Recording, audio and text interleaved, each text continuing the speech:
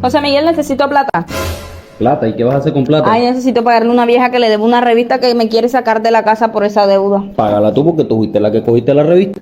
Ajá, yo estaba esperando que te pagaran para poderle pagar a ella. Bueno, la verdad, no tengo ni un peso. Ajá, ¿y tú qué hiciste la plata de la liquidación y de las primas? Se las invertí en la moto, le compré cilindro, rodaje y esta llanta que estaba lista. Ah, o sea que la moto es más importante que yo. Inviertes más en ella que en mí.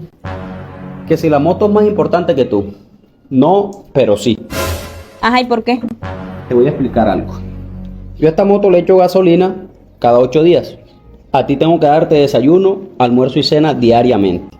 Otra cosa, Ajá.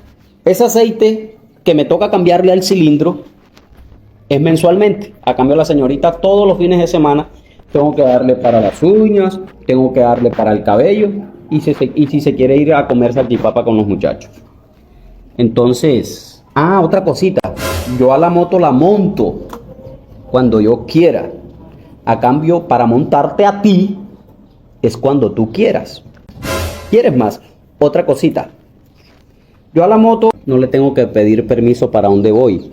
A cambio, a ti sí. Conclusión.